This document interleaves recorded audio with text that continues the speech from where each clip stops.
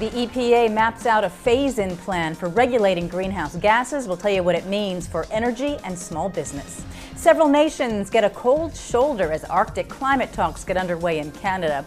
And a company's figured out a way to make drinking water out of thin air. We'll explain. From the Energy News Center in Washington, D.C., this is the Energy Report with Susan McGinnis.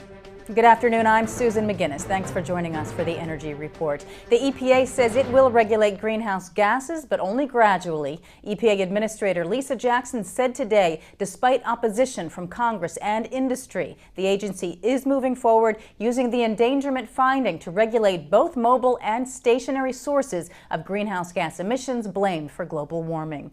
Jackson said in a final decision, EPA would begin regulating mobile sources of emissions for light trucks and cars starting in January of 2011. This is the earliest that 2012 model year vehicles are available. Jackson also said stationary sources of GHGs, like factories and utilities, will not need to get a Clean Air Act permit addressing greenhouse gases before 2011. Jackson has promised only the biggest emitters of carbon, more than 75,000 tons a year, would be initially affected. Today's decision comes nearly 3 years after the landmark Supreme Court case back in April of 2007 that said carbon dioxide was subject to Clean Air Act regulation. Still, EPA's plans have prompted members of both parties in Congress to try to stop the EPA from regulating carbon without a legislative okay from lawmakers. Canada is coming under fire for snubbing key nations as polar climate talks get underway in Quebec.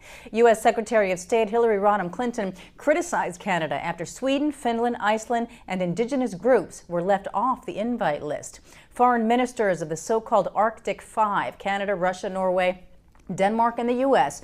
are meeting to discuss a range of emerging issues about the impact of climate change on the Arctic Ocean. Melting ice is creating open waterways and with them new access to untapped oil, natural gas, and polar shipping routes.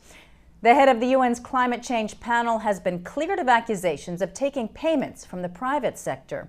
Reports say KPMG did an independent review of the personal finances of Rajendra Pachauri, head of the UN IPCC, and cleared him of accusations of receiving payments for advising private sector companies, including Toyota and Credit Suisse. The review reportedly found payments went to Pachauri's nonprofit organization, the Energy and Resources Institute, which commissioned KPMG.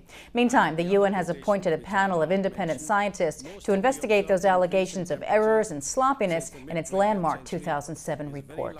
Consol Energy has the go-ahead for its $3.5 billion purchase of most of Dominion Resources Appalachian oil and gas exploration and production business. The FTC and Justice Department's Antitrust Division granted early termination of the waiting period set by federal law. Known primarily as a coal producer, Consol is expanding its gas business through this deal with Dominion and a buyout of minority shareholders in CNX Gas. The company expects to close this deal by the end of next month. Linn Energy says it has bought West Texas oil and natural gas properties for more than $300 million. This deal expands Linn's footprint in the Wolfberry oil play in the Permian Basin. In December, Linn bought more than $154 million worth of property in the Permian and Anadarko basins. Net production is expected to be about 2,800 barrels of oil equivalent a day, with proven reserves around 18 million barrels.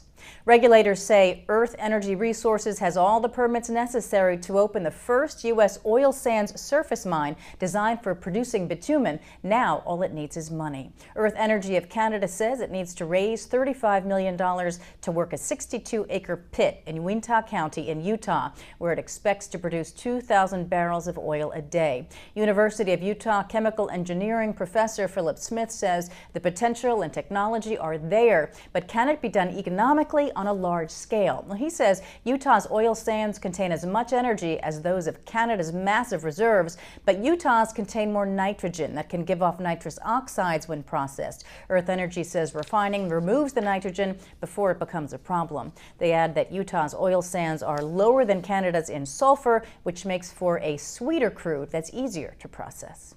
BP is shutting down its solar manufacturing plant in Frederick, Maryland, and eliminating 320 jobs. The company says the falling price of solar power modules has it shifting in-house production to lower-cost joint ventures in China and India. Despite the move, BP says the future of solar remains bright. BP Solar says its global sales rose more than 26% last year. It expects growth this year to exceed 50%. And England is back in the wind business. Siemens says it'll build a new $120 million wind turbine plant in the UK, adding 700 jobs. It's expected to be operational by 2014, with the first turbines turning by 2015. Prime Minister Gordon Brown has said new offshore wind turbines could create 70,000 jobs. But last year, 600 British workers lost their jobs with the closure of the country's only major wind turbine factory, owned by Danish company Vestas. Vestas management blames a lack of demand for wind turbines in the UK. Well, now some water cooler talk about water coolers. One company says it has one that can make drinking water out of thin air. It's called Ecolo Blue, which says there's no plumbing involved and no refilling this cooler. With a similar concept to your home dehumidifier, these coolers can be found around Washington, D.C., with one just installed at the D.C. Chamber of Commerce. We kind of discovered that there was an ability to take the humidity from the air, convert it into a drinkable water. Pretty much the only technology we added into it was the filtration system. It goes through a 12-step filtration process and comes out in a hot or cold manner. Nobody can believe it. It's just like unheard of. Pretty much the overall response so far is like, no way, it doesn't work. We have to see it. That's why we actually had this unit here at the chamber, is so that people can actually come down, test it, and taste the water, as we all say. The neat thing about this unit is we just launched this one in December. Now that's the Ecolo Blue 30. We have a 30S coming out that's going to actually convert not only the water into a hot or cold manner, but it's actually going to convert it into sparkling water. You can watch more on this Ecolo Blue water cooler coming up this Sunday, the 4th, on Clean Skies Sunday. That airs on ABC's WJLA in Washington, D.C. It'll also be here on the website. Let's check now on some energy goings-on around the Beltway. Tomorrow, 1:30, the Affordable Power Alliance holds a briefing in Dirksen about a new study on the impacts of EPA greenhouse gas regulation on minority and low-income Americans. That's the Energy Report. We'll see you tomorrow for your latest energy news. If you have any suggestions or comments about our programming on Clean Skies News, you can find us at contact@cleanskies.com. You can also follow us on Twitter and Facebook, too. From all of us here in the Energy News Center, good night.